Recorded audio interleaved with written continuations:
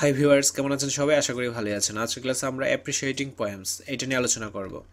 তো এই পোয়েমটার আলোকে তোমাদের কিছু কোশ্চেনের অ্যান্সার দিতে হবে।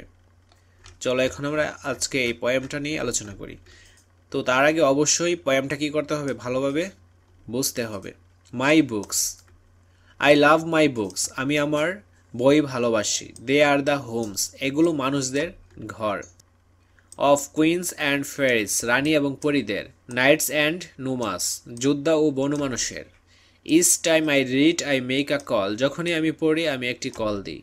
On some quaint person large or small, কোনো অদ্ভুত ছোট বা বড় আকারের মানুষের কাছে। Who welcomes me with hearty hand, যে আমাকে আনন্দ ও ভালো মন্দ দিয়ে গ্রহণ করে।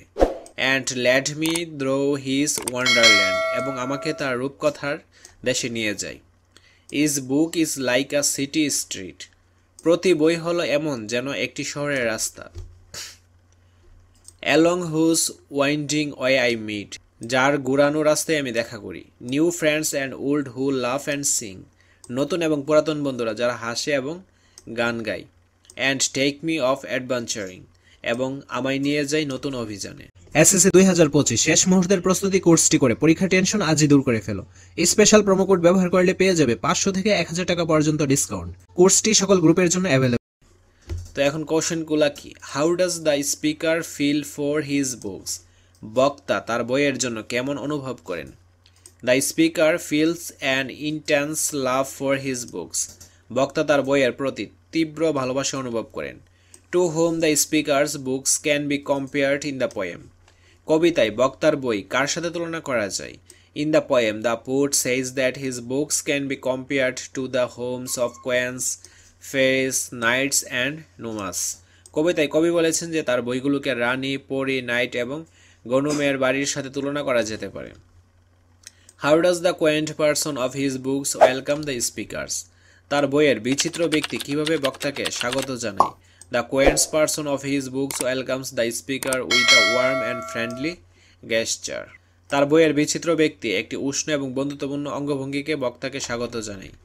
What does the speaker want to say about reading books, বই পড়ার বিষয়ে বক্তা কী বলতে চান। About reading books the speaker wants to say that it gives one an experience of going to new strange land and meeting strange characters. Why does his books compare to a city street and how is it similar to having an adventure? কেন প্রতিটি বই শহরের রাস্তার সাথে তুলনা করে এবং কিভাবে এটি একটি অ্যাডভেঞ্চার করার মতো। While we walk along a street we find various known and unknown person in every twist and turns of the street. In the same way the speaker discovers new and old characters in the duration. আমরা যখন রাস্তা দিয়ে হাঁটছি তখন আমরা রাস্তার প্রতিটি মোড় এবং বাঁকে বিভিন্ন পরিচিত এবং অপরিচিত ব্যক্তিদের দেখতে পাই। একইভাবে স্পিকার সময়কালের মধ্যে নতুন এবং পুরনো অক্ষর আবিষ্কার করে। তো আজকের ক্লাসটি এ পর্যন্তই। পরবর্তী ক্লাসটা আমরা পার্ট 6 গ্রামার পাঠ নিয়ে আলোচনা করব। ধন্যবাদ সবাই।